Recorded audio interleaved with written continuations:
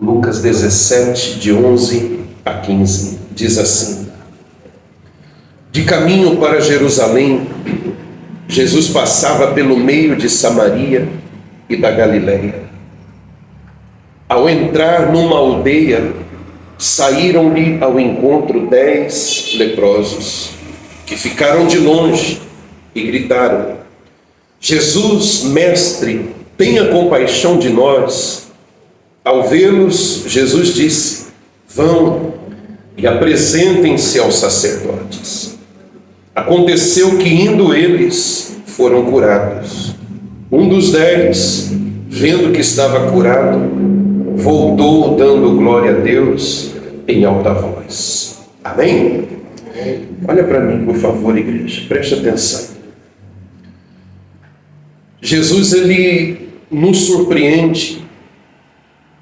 surpreendia ainda muito mais o povo daquela época, por causa da sua compaixão, por causa do seu amor, por causa da importância que ele dava aos sofridos, aos desprezados. Em poucos versículos a gente vê uma grande demonstração dessa compaixão de Jesus. A primeira delas é que Jesus está passando por um território inimigo. Inimigo porque judeus e samaritanos não se davam, eram inimigos mesmo. E para um judeu fazer uma viagem do sul para o norte de Israel, ou do norte para o sul de Israel, pela lógica passaria por dentro de Samaria, porque ela fica no meio, entre as duas regiões. Está dando para entender direitinho? Só que um judeu, ele fazia uma volta, o caminho ficava muito mais longo para ele chegar de um ponto a outro, só para se desviar de Samaria. E você vai ver Jesus não só nessa passagem, mas em outras. Jesus não dá importância para isso. Samaritanos têm valor para ele, diga glória a Deus. Desprezados têm valor para ele. Humilhados têm valor para ele. Gente com defeito tem valor para ele. Ai, se não tivesse, coitado de mim, coitado de nós, se gente com defeito não tivesse valor para ele. Então, por mais que os judeus dessem justificativas do porquê, do motivo de serem inimigos, se odiarem, Jesus não estava fazendo questão disso. Ele passava mesmo. E ele entrava naquele território. Ali ele evangelizou uma mulher. Ali aquela mulher se converteu. A Bíblia chama ela de mulher samaritana, já para dizer qual era o seu status de desprezada. Então perceba o quanto Jesus era compassivo com as pessoas, independente de classe social, independente do rótulo que elas têm, que elas carregam, que a sociedade coloca nela, que a religião coloca nela. Jesus não está olhando para isso. Ele quer salvar pessoas, diga glória a Deus. E a gente vê mais, eu estou passando rapidamente porque é para você, eu não gosto de perder a oportunidade, amém, igreja? Eu vou falar de um assunto, mas eu não posso deixar de falar disso para você que está aqui diante dos nossos olhos e que nós acabamos de ler. A gente vai ver a compaixão de Jesus porque ele vai curar gente leprosa. Um leproso se apresenta para ele e pede compaixão. Mas perceba que esse leproso, ele fica de longe. Lá no versículo 13 diz que, são 10 na verdade. Eles param de longe e gritam. Para eles terem gritado, era longe mesmo a distância. Eu não sei quantos metros. Mas eles precisavam gritar para Jesus ouvir. E o porquê disso? Porque o leproso no passado não tinha vida social. Havia um leprosário, um lugar para eles ficarem só entre eles. Eles não podiam desfrutar do convívio com as outras pessoas. Isolados. E eles, acostumados com isso, a religião ditava isso, a sociedade ditava isso para eles. E eles, acostumados com isso, não sabiam que Jesus era uma pessoa diferente. acostumados a esse estilo de vida de fica longe, distância de mim. Então é por isso que eles param bem longe de Jesus e grita, pedindo compaixão. Mas você vai ver, inclusive, em outras passagens, que Jesus toca no leproso. Isso era proibido pela religião da época. Quem tocasse ficaria imundo, cerimonialmente imundo. Mas Jesus demonstra toda a sua compaixão, dando atenção a leprosos, tocando em leprosos, transformando a vida dessas pessoas. Amém, igreja? Está dando para entender direitinho? Mas vamos ao que o Espírito Santo quer de fato hoje tratar com você, além de tudo isso. Perceba que Jesus diz para eles: podem ir, vão para onde? Vão até os sacerdotes. Jesus está dizendo o seguinte, eles estão em Samaria. Ele está dizendo o seguinte: vão ao templo em Jerusalém. É isso que ele quer dizer. Vão para lá e apresentam-se aos sacerdotes. Por que não apresentam-se aos médicos? Porque era o sacerdote que fazia a avaliação de um leproso, se ele estava curado ou não. Perceba que o assunto religião valia muito mais do que o assunto saúde. Era o sacerdote quem dizia: pode voltar a conviver com a sociedade, ou pode voltar para o leprosário. Não era um doutor, era um sacerdote. Alguém não da medicina, mas da religião, que ia dizer puro, impuro, pode ou não pode. Então Jesus está dizendo: vá até o sacerdote. Estão em Samaria, ele está dizendo: vá até o templo em Jerusalém. O que Jesus está dizendo aqui? O que ele pretende com isso? Ele está declarando a cura dessas pessoas. Amém, igreja? Ele está profetizando, ele está declarando que elas estão curadas. Jesus diz assim: pode ir até o sacerdote, pode ir. Vão lá e se apresentem a ele. E esses homens creram na palavra de Jesus, porque eles foram. Eles poderiam argumentar dizendo: como? Olha para a gente vai lá para ser envergonhado, a gente vai lá para ser enxotado, para mandar a gente embora de lá leproso, a gente vai lá para passar mais um dia de humilhação na nossa vida. E Jesus disse: podem ir. Perceba, igreja, que eles não foram curados naquele instante. Eu vou mostrar isso para você. Eles não foram curados de imediato, como muitos outros foram. Paralíticos, coxos, cegos, pessoas que tinham a mão atrofiada, paralisada, foram curadas instantaneamente. Esses aqui não. Mas Jesus está despedindo eles, mesmo com a lepra no seu corpo. Ele está dizendo: pode ir, vá, pode se apresentar ao sacerdote. E eles creram, porque eles não questionaram, eles não disseram: purifica primeiro, depois a gente vai. Cura primeiro, depois a gente sai daqui. Eles foram e caminharam. Leia comigo lá no versículo 14. Diz assim: ao vê-los, Jesus disse: vão e apresentem-se aos sacerdotes. Aconteceu que, indo eles, repete comigo, indo eles, foram purificados. Amém, igreja? Vamos entender isso aqui? Eles não foram curados no instante que estão ali diante de Jesus falando com ele. Eles foram curados indo, na caminhada. Há uma distância entre Samaria e Jerusalém, onde estão os sacerdotes. E eles vão.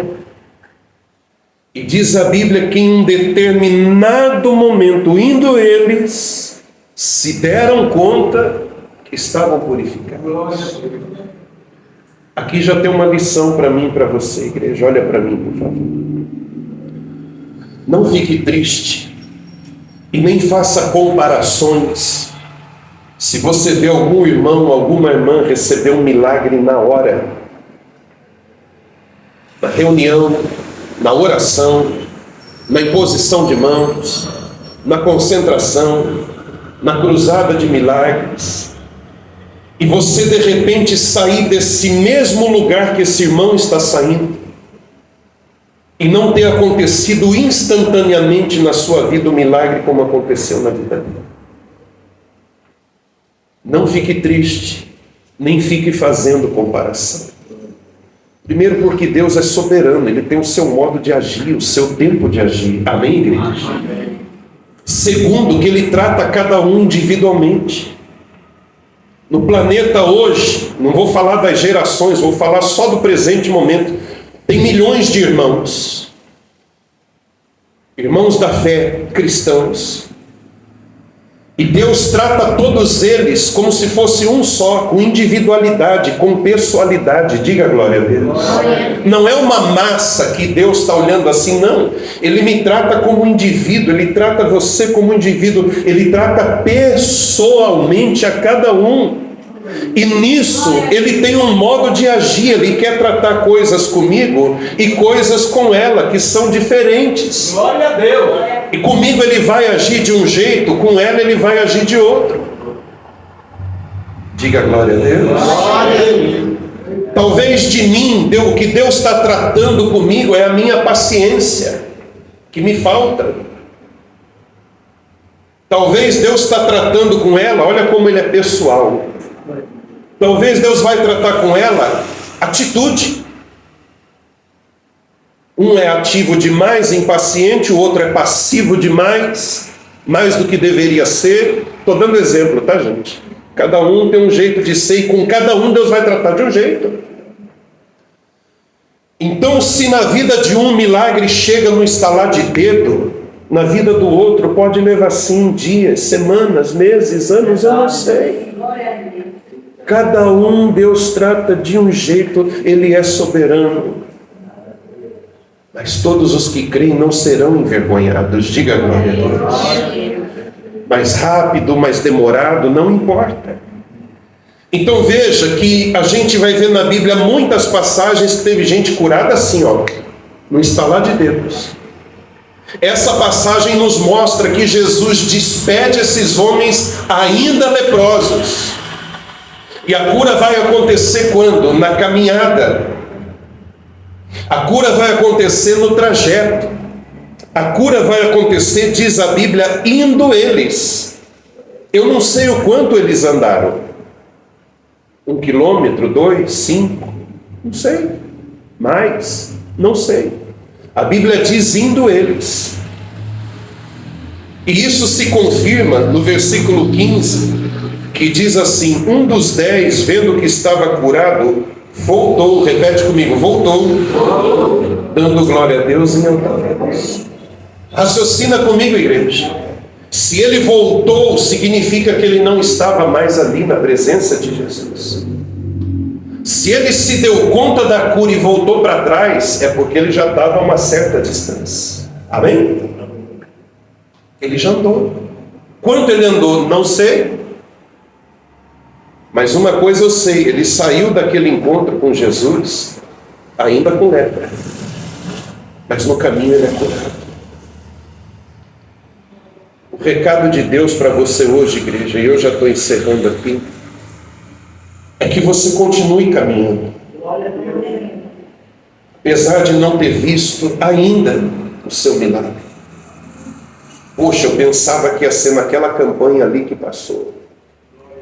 Eu pensava que ia ser naquela viagem que eu fiz para a concentração. Eu pensava que ia ser naquele propósito, naquela madrugada. Continue caminhando. Porque em algum passo desses que você está dando, você vai se dar conta que o milagre chegou. Que Deus te atendeu. Que não foi em vão a sua caminhada. Diga glória a Deus. E o que é que não pode acontecer de jeito nenhum? É você parar de caminhar. É você parar de caminhar. Então eles estão lá indo para Jerusalém. Estão indo, estão caminhando. É uma viagem. Estão indo até os sacerdotes, obedecendo o que Jesus falou. E Jesus disse para eles: vão. E Jesus está dizendo para você: vá. Diga glória a Deus. Então vá. Ah, mas ainda dói, mas ainda existe o problema, ainda estou atravessando. Continue caminhando. Glória a Deus.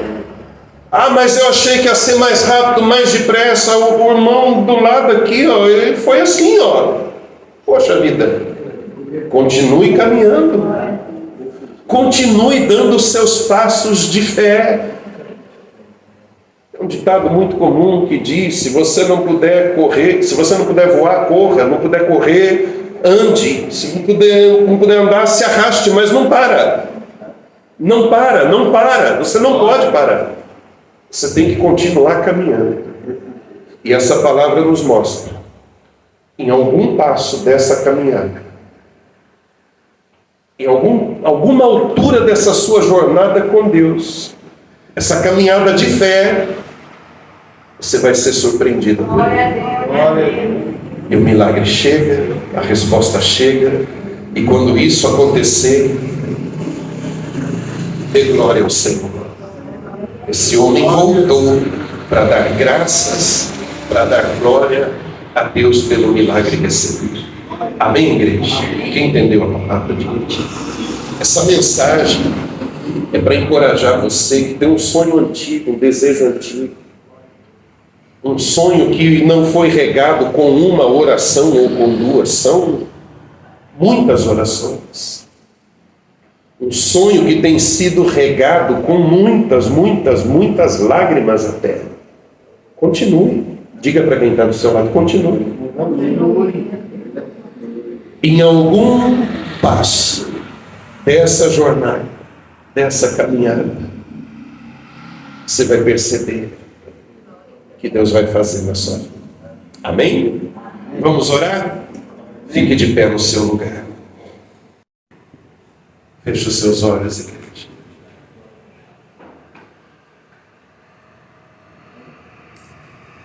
Isso.